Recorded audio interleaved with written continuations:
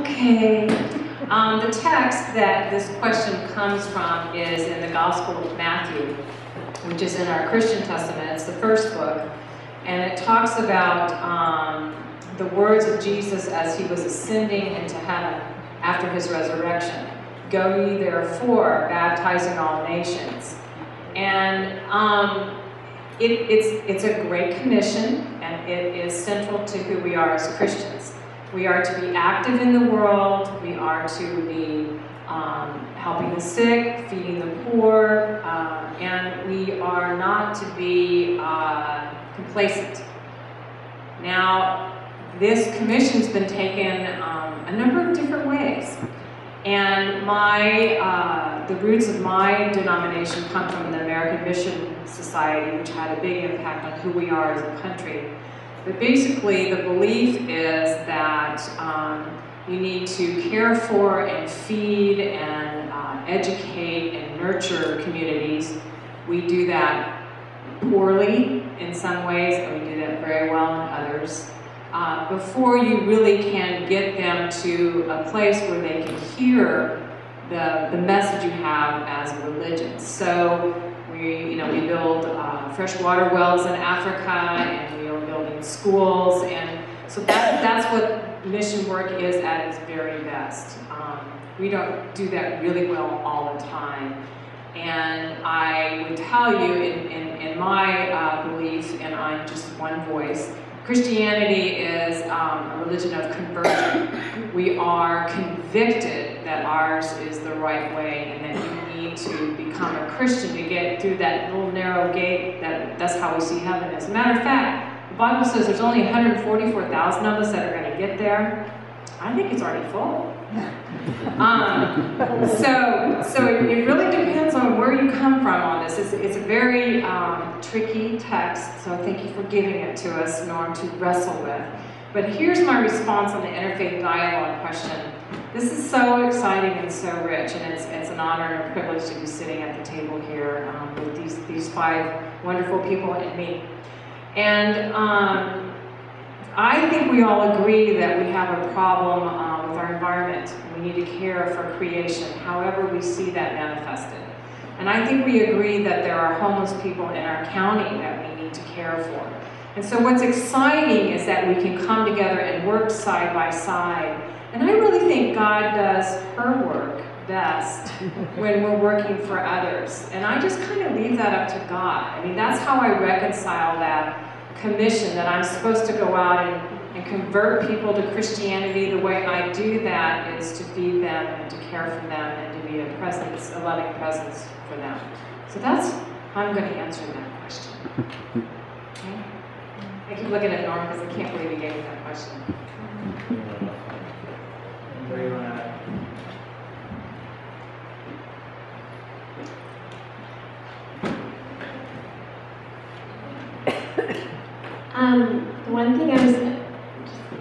the one thing I wrote in my little biography was that how similar all of us are in so many ways, and so many things that we keep saying and repeating, and I keep hearing things, and I'm like, yep, that's the same thing with us. So like I want to say ditto to all that was just said.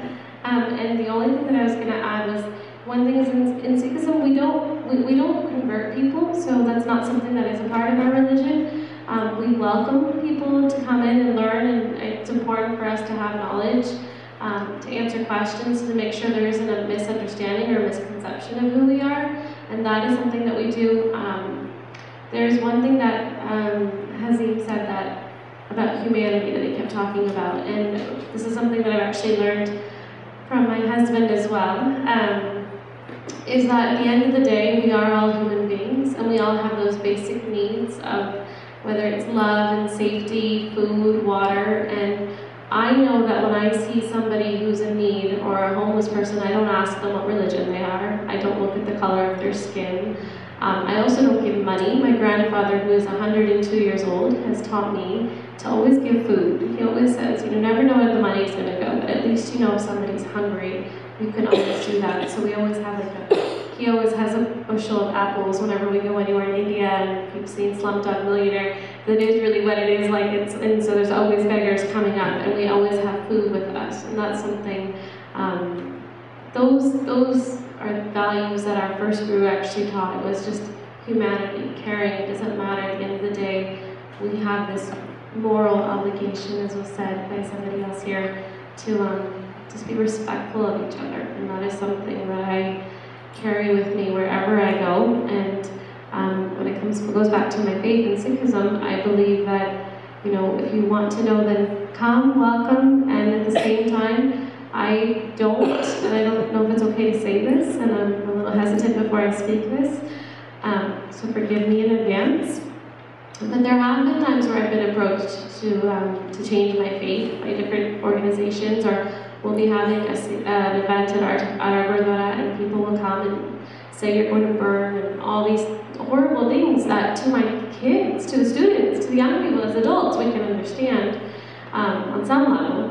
But for the young people, what is this? Well, we're trying to understand that there's love in all religions, love in all faiths, and that's something that, again, it goes back to the principles and your conflicts and your beliefs, which is that ultimately, if my belief is, what it says is that there are many different faiths to God, and there's many different ways of practicing that, then these people, or whoever it is, this is their way, and to respect that, but to hope that that mutual respect comes back to us in our way.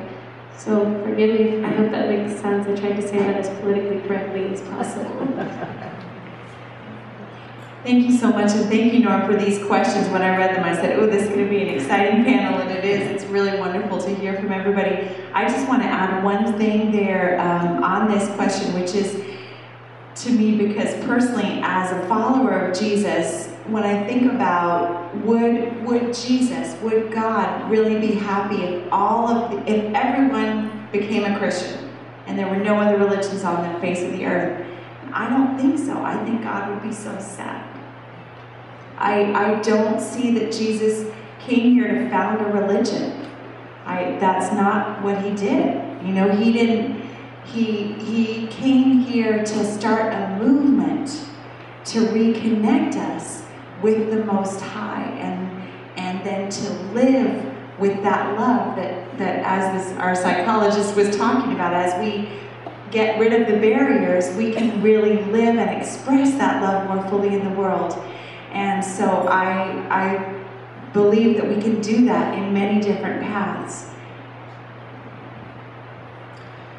Thank you, Anna, for expressing that. And I guess my reason for the question was simply from the perspective of a Jew or a Buddhist or a Sikh, does the missionary aspect of Islam and Christianity become a stumbling block to cooperation?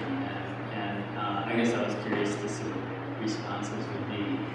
Because I know there are Christians who kind of grab you by the throat and, believe me, I've been accosted myself because I'm not the right kind of Christian yet. So I appreciate your answer and that perspective. Yeah, I would like just to add also that, Buddhism does also have missionaries. Buddha did send people out to go teach, and what struck me about this question is that in one sense, you'd say, of course, that if you discovered something for any religion, for any person, if you discovered something that is deeply meaningful to you and that opened your heart and made you happy, then you want to share that. And I think that if people come to a table like that, come to a table like this with that understanding, then you can have a conversation. And what that means is it all comes down to intention, because if you're offering yourself or offering what you've learned, as long as it's done with humility, in the sense that I'm just a human being like the rest of you, and I don't know any better than you do what's right for anybody.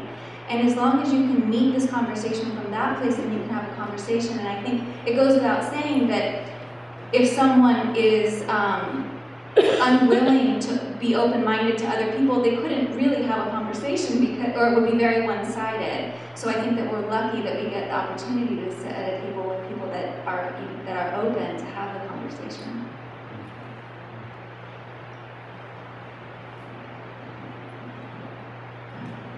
Josh is abstaining.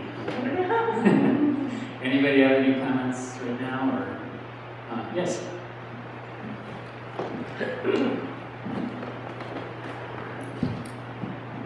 See, this is very interesting.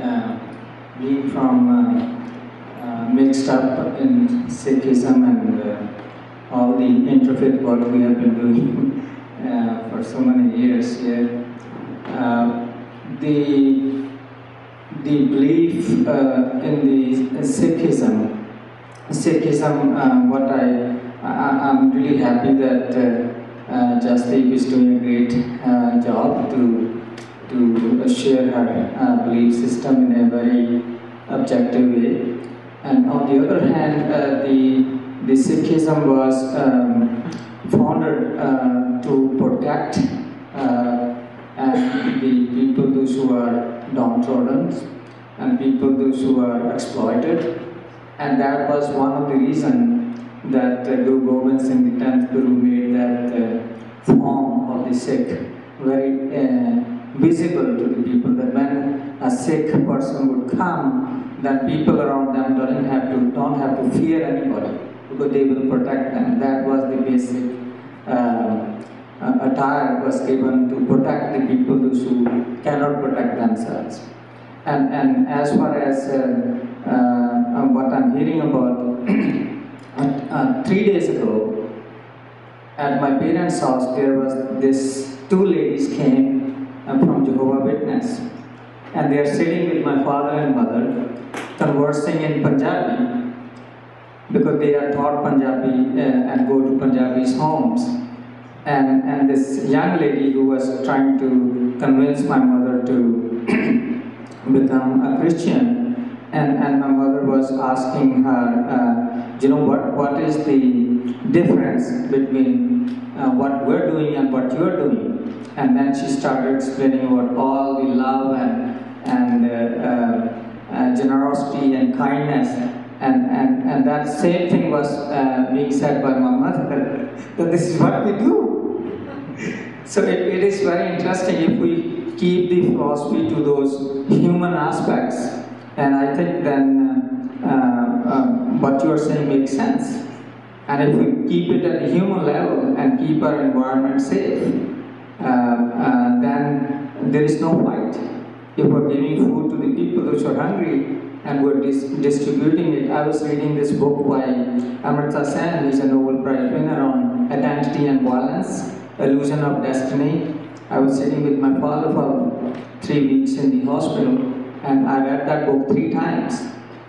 And he wrote about different identity we all have, whether we're Christian, we're also in Christianity, you're a professor, you're a doctor, you're a priest, you're a father, you're a mother, you're a daughter. And if we only identify with our only faith group, then we're losing sight to other identities we have. And if we could all, I'm really happy that all of you are saying the same thing.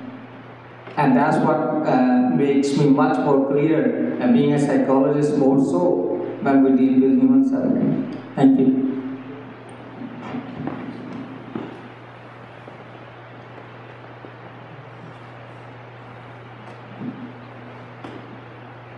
Let's move on to the final discussion topic. And Josh, it's yours. I will be very brief. I will be a question to all of us. How does your faith religion offer hope for the individual and humanity as a whole in our troubled world? I'm curious actually if there's the same word in Arabic as there is in Hebrew. The word in Hebrew is tachlis, which means, practically speaking, what are you going to do about it right now? And Judaism is very much an action-oriented religion. It's what you do that matters, not really what you believe. You can actually be a very good Jew and say you don't believe in God. It doesn't matter. It's what you do. And I think Judaism is, at its best, is about repairing the world. And that's it.